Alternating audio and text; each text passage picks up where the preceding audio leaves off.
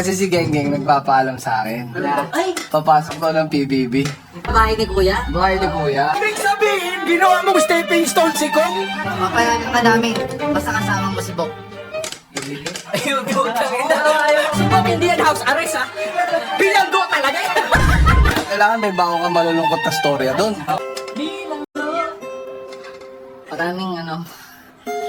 Marami sumusunod. Una-una, maraming pulis na nakita sa akin sa labas.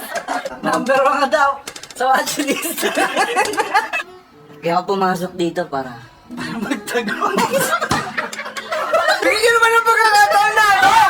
masasabi ko sa buong Pilipinas. Inosente po.